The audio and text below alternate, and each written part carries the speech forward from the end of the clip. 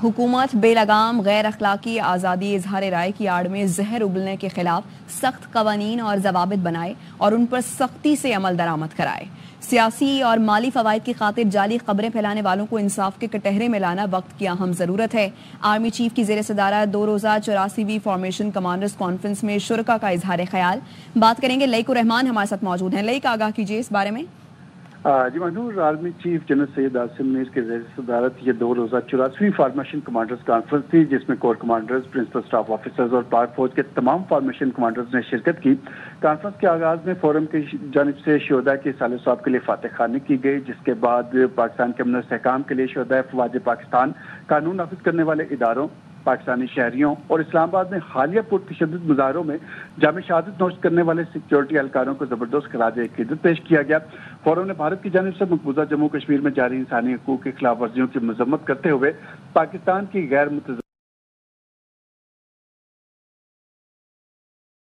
से फलस्तीनी अवाम के साथ इज़हार यकजहती और गजा में जारी मजालिम की पुरजोर मजम्मत करते हुए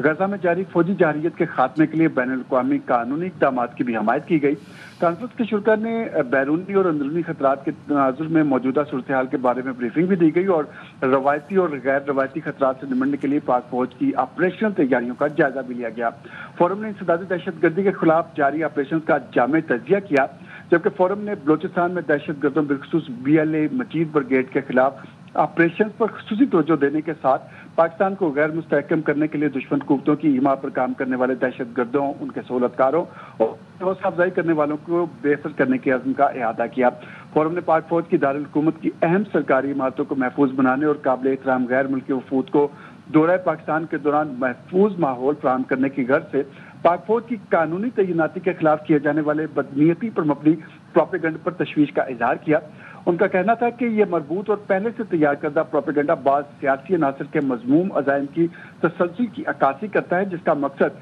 पाकिस्तान की अवाम, मसल्लह अफवाज और इदारों के दरमियान दरार पैदा करना है। शुरका का ये कहना था कि बैरूनी अनासर की मदद से किए जाने वाले प्रोपेगेंडे की ऐसी मजमूम कोशिशें कभी कामयाब नहीं होंगी और उनका ये भी कहना था कि ये एक इंतहाई जरूरी अमर है कि सियासी और माली फवायद की खातिर जो जाली खबरें फैलाने वालों की निशानदेही करके उन्हें इंसाफ के कटहरे में लाना वक्त की अहम तरीन जरूरत है।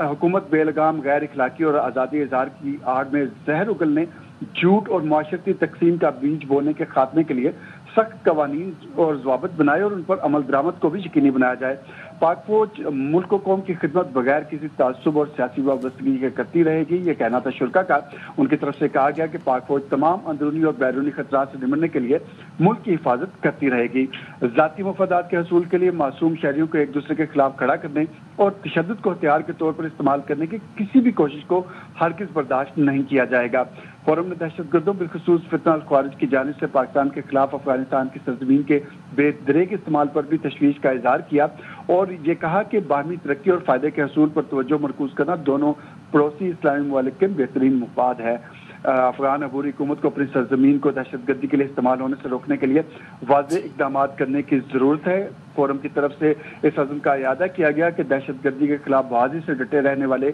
खैबर पख्तूनख्वा और बहुत शुक्रिया आपका लईकुर रहमान।